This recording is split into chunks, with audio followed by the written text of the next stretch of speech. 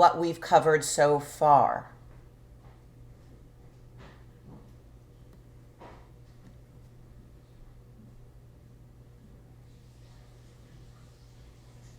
Okay, well, if questions, problems, confusions come up, let me know, right? I want to know. Um, in the meantime, and by the way, I'm going to go ahead and record our meeting. I will make it I'll post it on Brightspace, but it will basically it'll be a link from my YouTube channel, which is an argumentation channel. But I'll make the link private or unlisted. That's the one.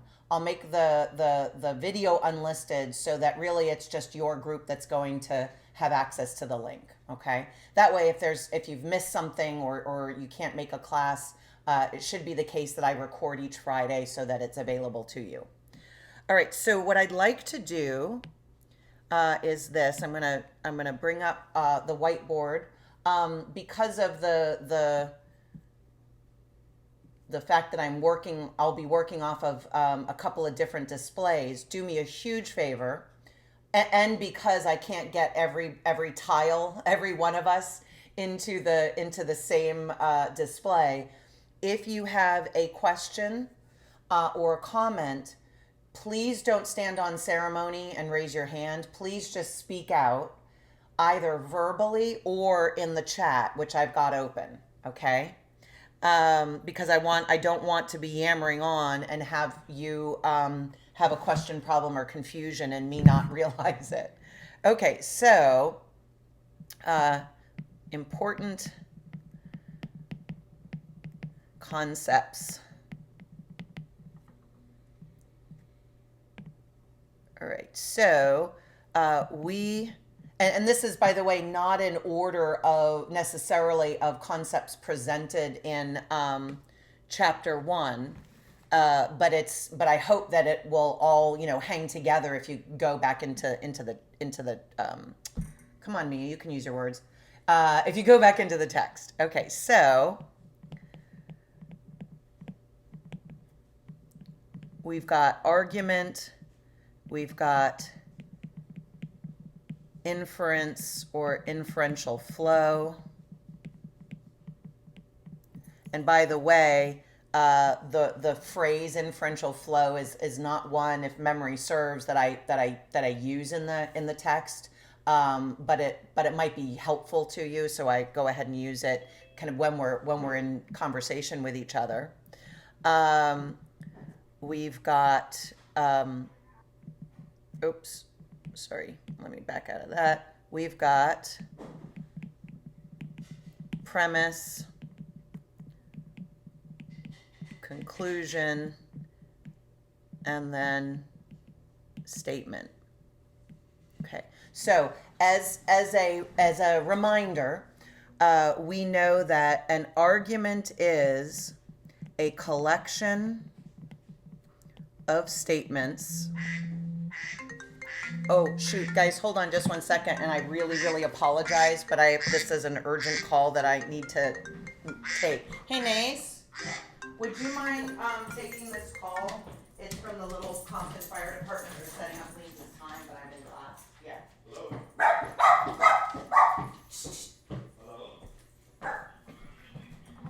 Hi, I apologize, guys.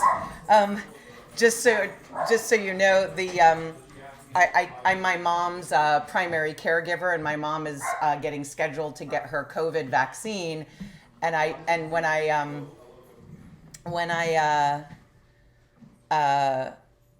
was trying to set it up yesterday, I said, "Hey, call me. I promise I'll answer the phone." And of course, they call right when I'm in class, so I had to hurry up and just answer it real quick so that at least it wouldn't go to voicemail. All right, so I apologize for that. All right, so let me come back. An argument is a collection of statements, one of which is supported or established by the other or others. Question for you.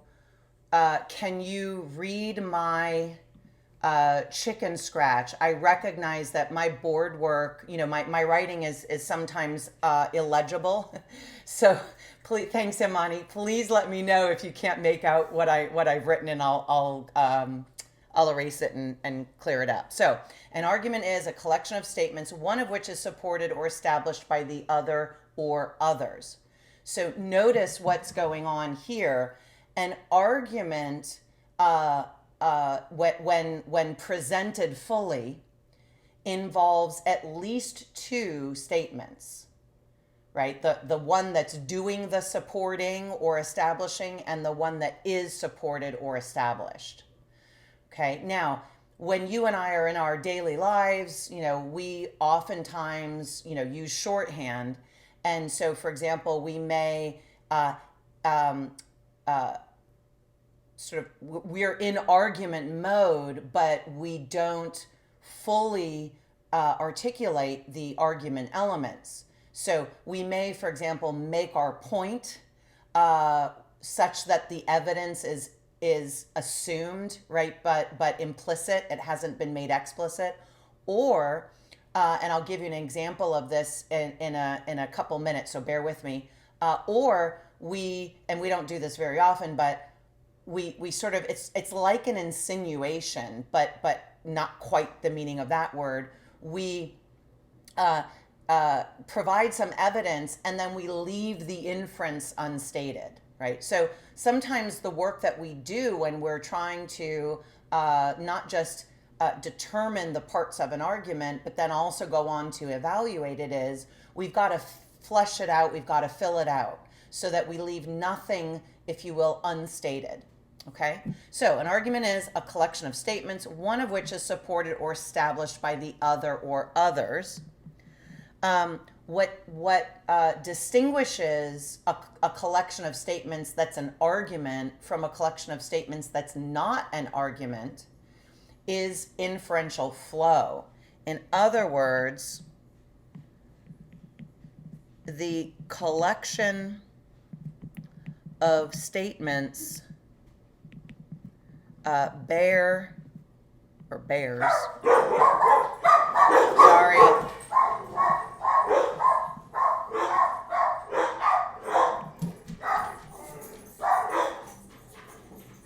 You guys done barking? It's always the little one that has to set everybody else off. Okay, so I'll just yell to cover it. Okay, so the statements, I should say, bear an inferential relationship or relation to each other. More specifically, the supporting statements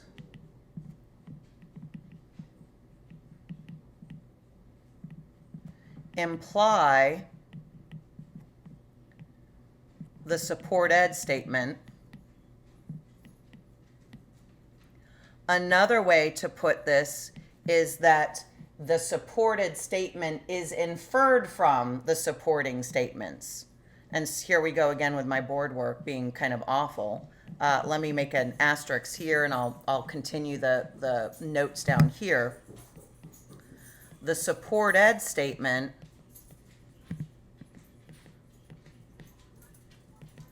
is inferred from the supporting statements. And it could be, one or more supporting statements. Okay. Now, before moving on, do me a huge favor. Let me know if you want to reformulate this in your own words. If you have questions, problems, confusions. Brian, great question. I have a question in response. So Brian asks, can you put this on Brightspace? The answer is yes.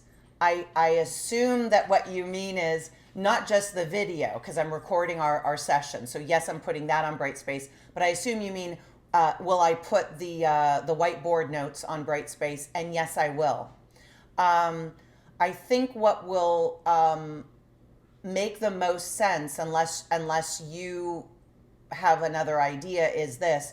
I will put all whiteboard or other notes under a general link that says like, lecture notes or something like that. Okay. Hold on just one second. Sorry. No, that's okay. Is your mom currently doing blood thinners? Oh, yeah, sorry. And tell the chief I apologize because I had said he should call back, and now here I am in class. She's on Eliquis. Eloquist. Okay. Yeah. All right. Yes, so she's on Eloquist. Okay, so and Brian, did I answer your question then in terms of the whiteboard notes? Definitely. Yeah. Okay, good. Of course. All right, so we've got argument. We've got inference and inferential flow. Now let's talk about the technical terms for the collection of statements that constitute an argument. So a premise or the premises is the statement that functions as support or evidence or a reason to believe the conclusion or the inferred statement. The conclusion, as you know, is the inferred or supported or established statement. So let me go back up to the premise definition one more time to say the following. I'm going to abbreviate here. Premises imply the conclusion, because this is an important terminological distinction. Folks often will mix the two up. Premises imply the conclusion. The conclusion is inferred from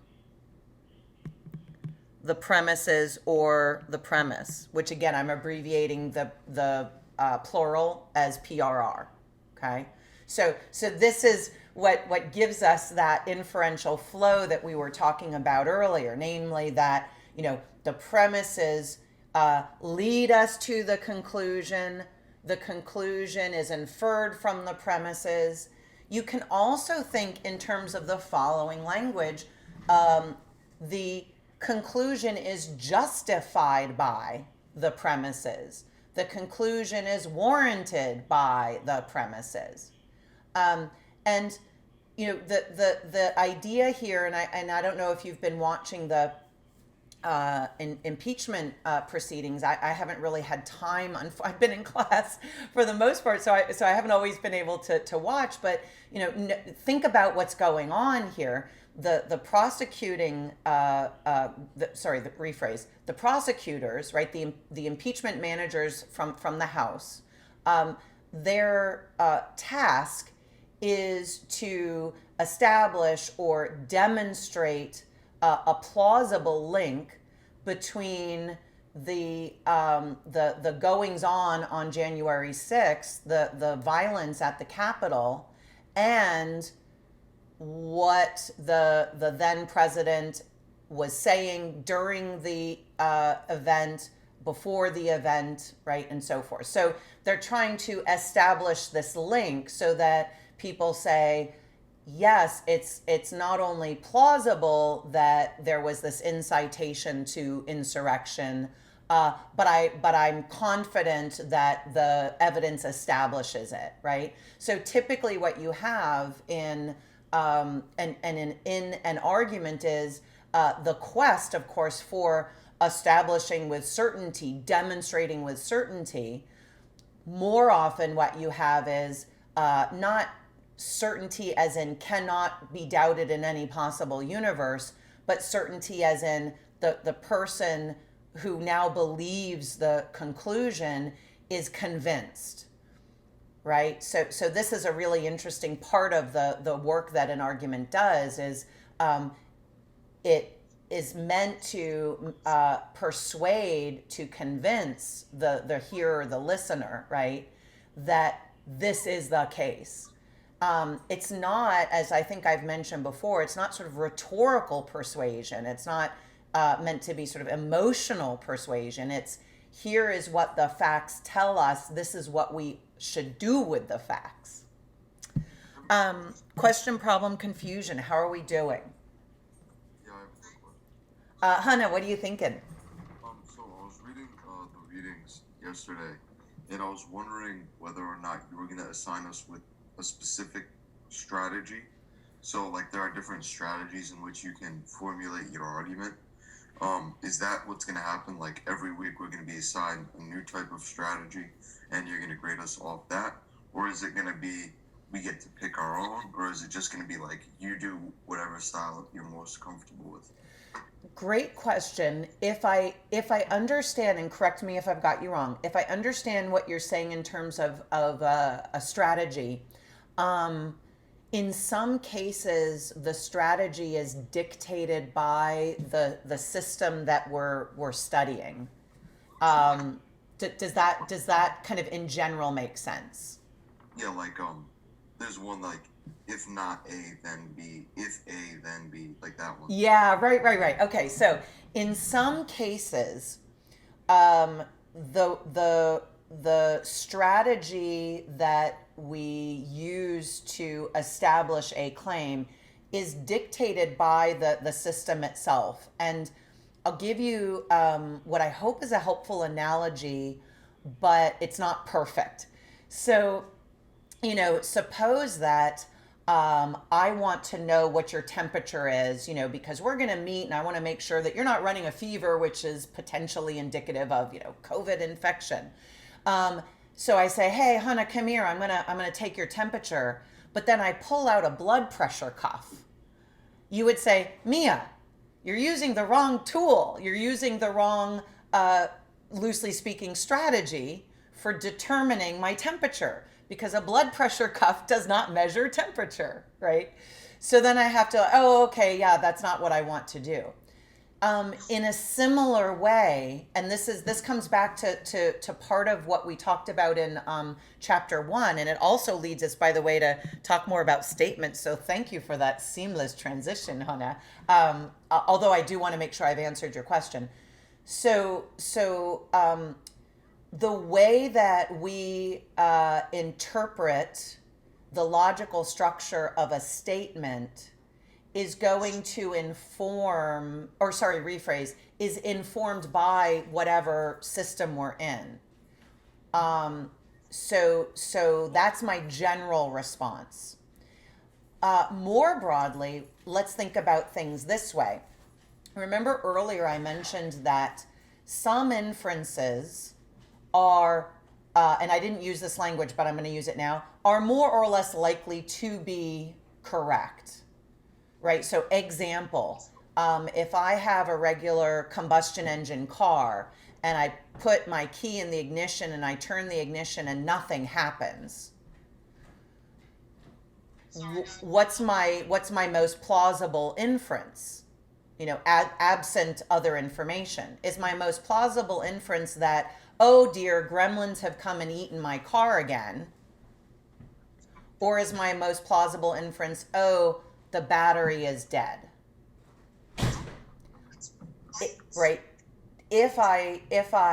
I'm based on experience, my most plausible inference, what I'm most likely to infer and believe is the case, is that the battery's dead, right? So when we reason experientially, so this is what goes on, for example, in all of the sciences, the physical and the social sciences, right? We're engaged with experience to guide us, right, in our reasoning process.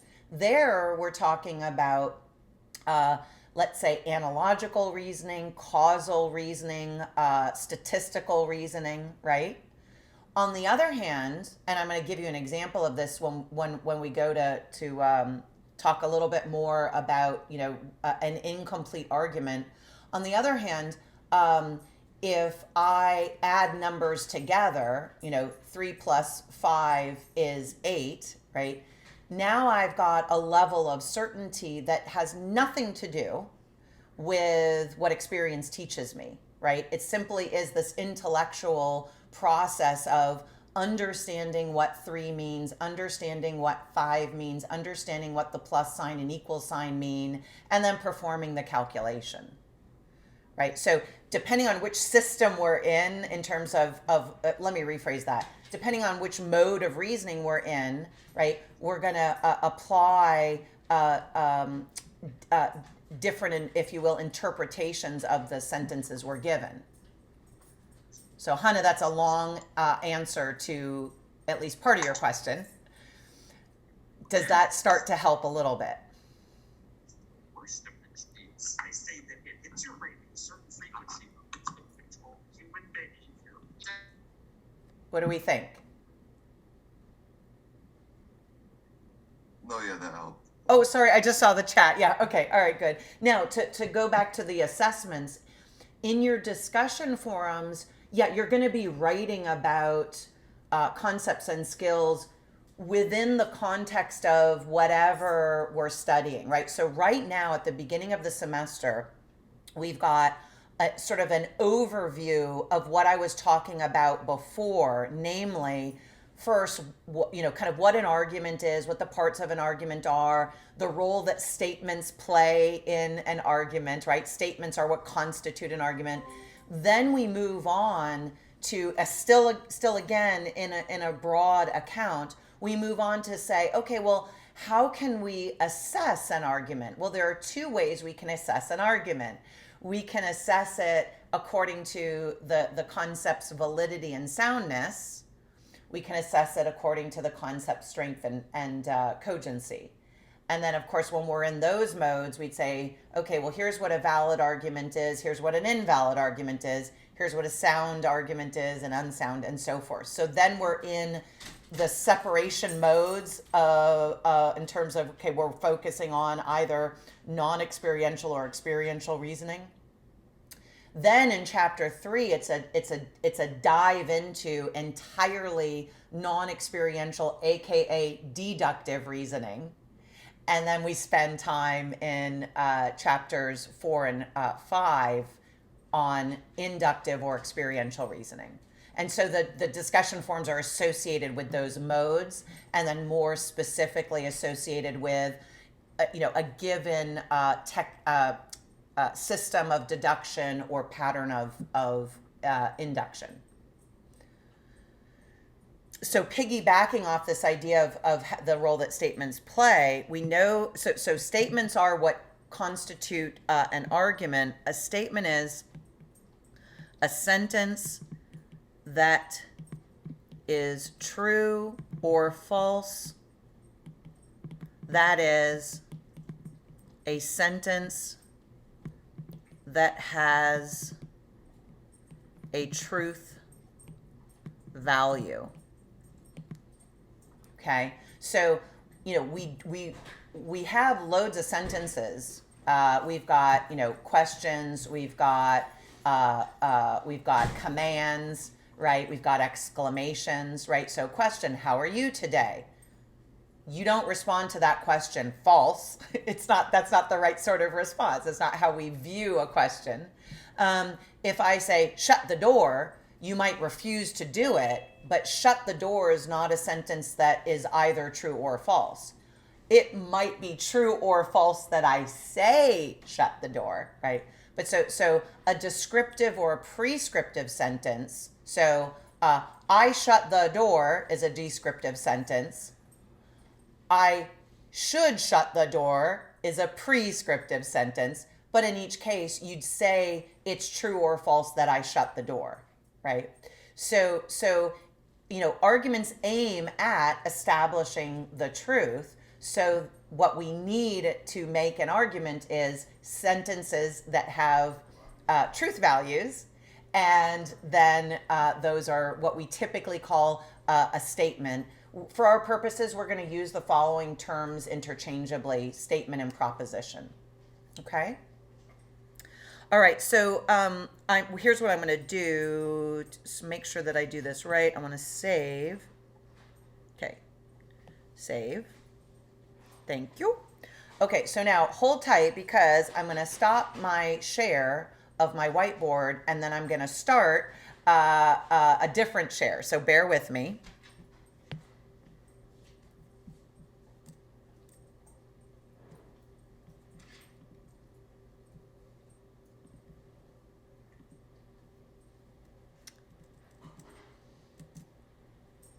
Okay, so am I right that everyone can see my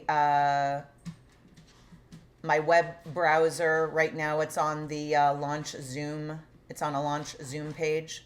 Imani. Oh, thanks, Imani. Okay, so bear with me because I got to find what we need. Everybody's ready. Everybody can see the YouTube, the blank screen or black screen.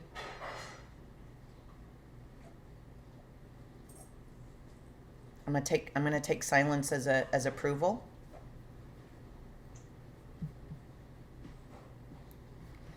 Okay, here we go.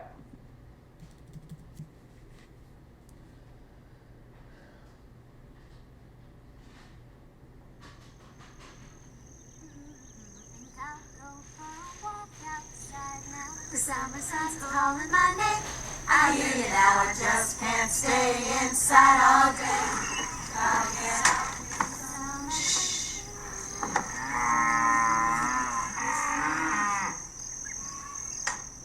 Everybody's smiling. Great cheese comes from happy cows. Happy cows come from California. Real California. Whoa, wait a second. Hold on. We got some singing cows, right? Then we get in cheesy orange. Great cheese comes from happy cows. Yeah. Happy cows. Yeah. Come from California. And Real it. California. Whoa. Okay, here's what I don't get. It's a cliffhanger, right? Here's what I don't get. They tell us, let's do this one more time. They tell us great cheese comes from happy cows come from California, and then they freaking end the commercial. I'm telling you, it's a cliffhanger.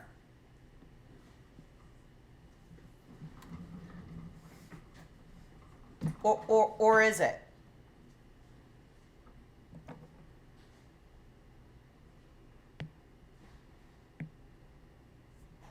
Okay, you ready? Great cheese comes from happy cows. Happy cows come from California. And then the commercial ends, right? Now, can anybody say something about why I got upset and said, it's a cliffhanger? What's missing? What do you think?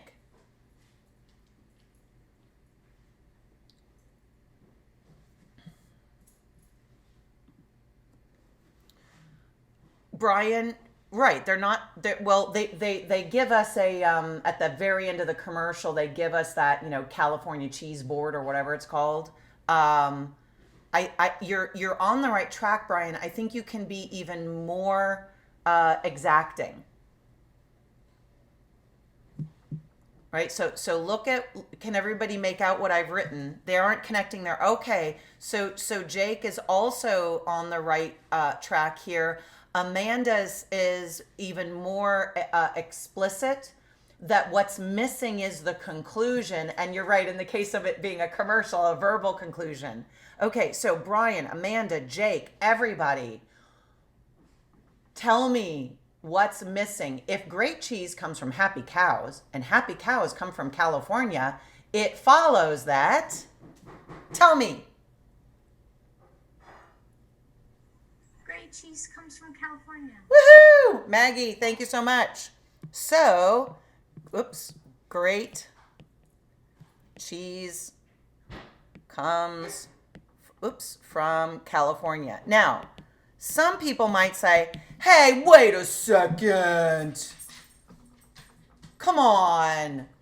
California can't have all the happy cows and all the great cheese. That's not right. That's not fair. That's not true. And the response to that is, yeah, maybe you are correct, but here's what we're interested in. First, we want to complete the argument, right?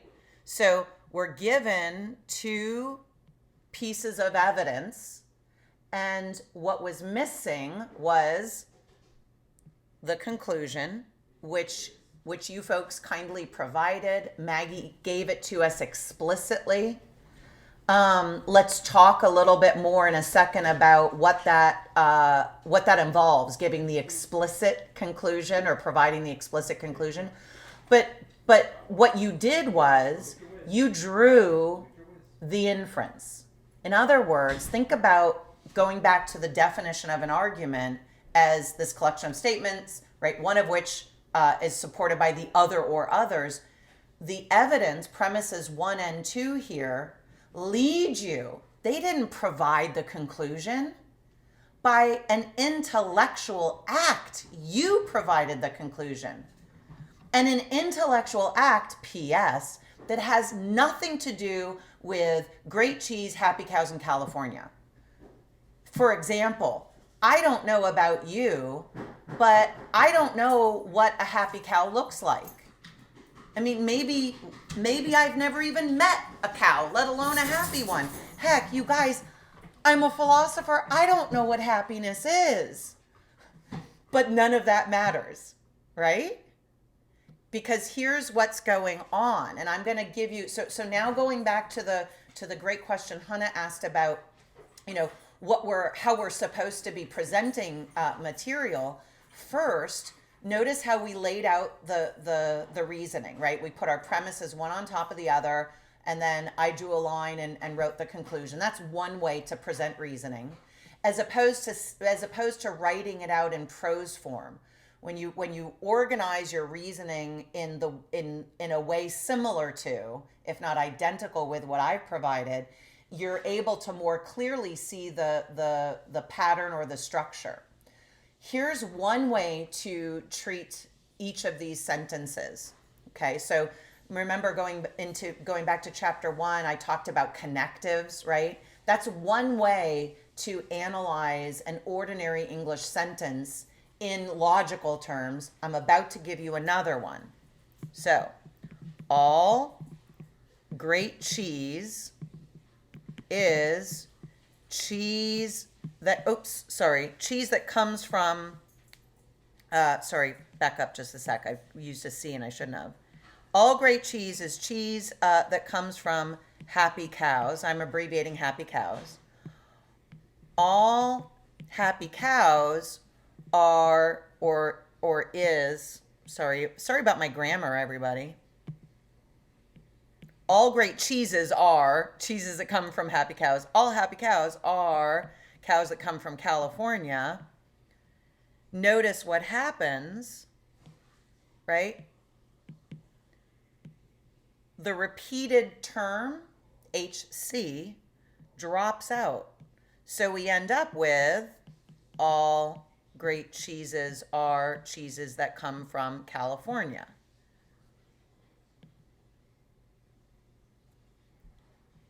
Okay, so let me pause for a sec. Does what I just did make sense? Why did I use the word all in front of each of the sentences, both the premises and the conclusion? What is the value, for example, of reducing the English phrase great cheese, happy cows to just GC, right? Does this make some sense to you? Does this feel mentally comfortable?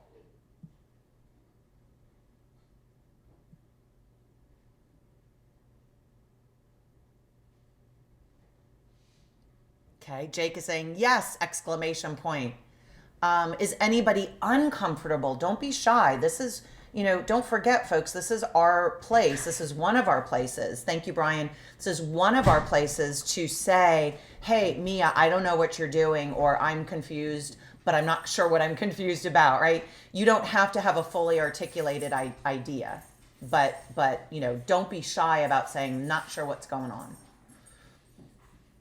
So we've accomplished two things with our happy cows example, at least. One is we've addressed the item that I mentioned earlier about how we want to produce or present completed pieces of reasoning. That's easier to do in some cases than in others, right? So we might find that there's a lot sort of packed into what's presented, and sort of unpacking it means we end up with this big behemoth piece of reasoning where unstated assumptions are stated, where implied conclusions are asserted, and they become themselves premises for on the route to, right? Yes, that can happen. But by and large, if we're talking about a fairly small piece of reasoning, we can make the elements explicit. And then the other thing that we want to be able to do is recognize if there is a form or a structure to the reasoning, recognize what that is. And that's a matter very often, this goes back to Hannah's great question, it's a matter very often of looking at the form, if you will, or the structure of each of the sentences. Now, another way to present this reasoning is in terms of connectives. So we could say something like this: if we've got great cheese, then we've got happy cows. And if we've got happy cows, then we've got things from California. So if we've got great cheese, then we've got stuff from California, right? So I've taken one argument and I've interpreted each of the sentences according to one or another analysis, logical analysis of the form of the sentence. So just as a heads up, so you can kind of get a sense of where we're going, both of these are going to be studied in Chapter 3. This is what's known as a categorical syllogism, where the interpretive system is categorical logic. That is, we look at our statements in terms of categories of thing. We also can call it a term logic. Down here, we've got what's known as a hypothetical syllogism.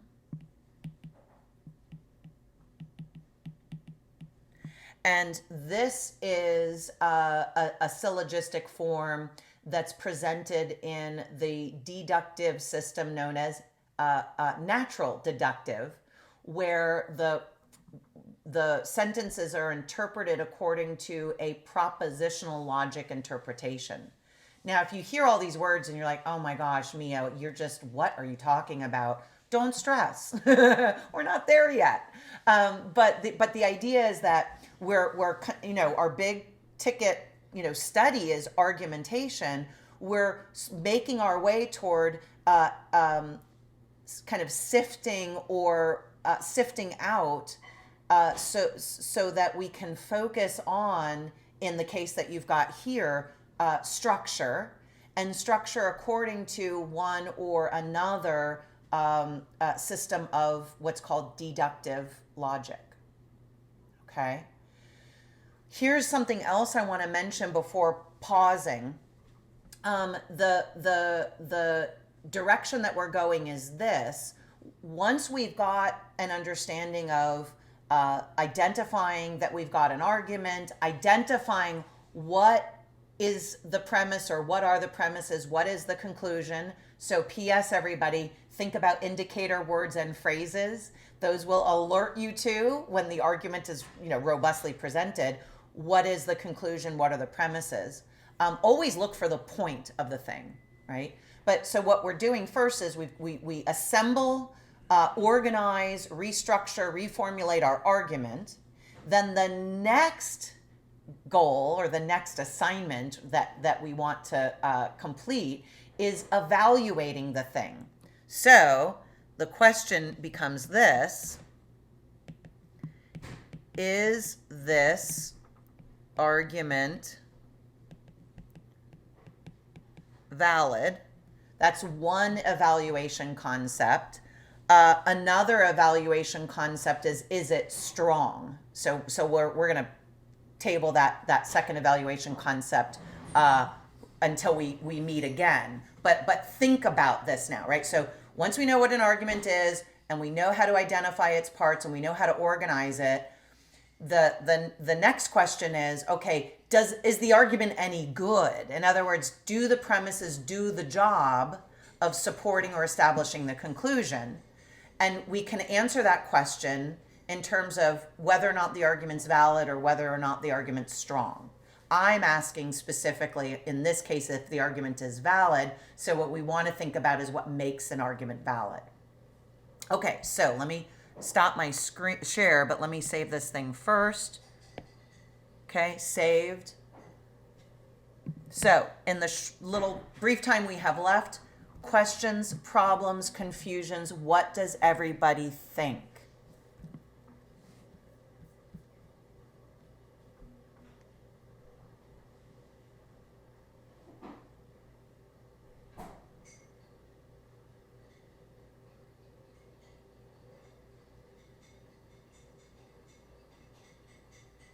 I also want to know, by the way, if what's going on for you is this, something like, well, Mia, I'm not sure what to think, I'm processing, right? So pay attention to kind of what your response is when I ask you the question, what do you think? How's it going, right? Because what matters is your experience here, right? So, think about if you're processing, yay, good.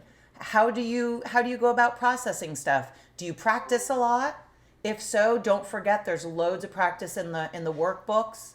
There are also answers and discussions for each of the exercises in each of the workbooks. Maybe you just need time like you do when you eat to digest. Also ask yourself, did what we were talking about today click with you or not? There's no good way to be, right? If it clicks with you, ask yourself, okay, can I explain this to somebody who doesn't grasp what's going on? If it doesn't click with you, ask yourself, okay, what do I think I need to do to get to that moment where I go, I see it, it makes sense. So we're at time. I don't want to keep folks if they have places to be. If you have questions, problems, confusions, hang out here for a couple minutes. Otherwise, I will see you next week. Remember, I've got office hours and I'm around outside of office hours. Thanks, everybody. Thank you. Thank you. Thank you.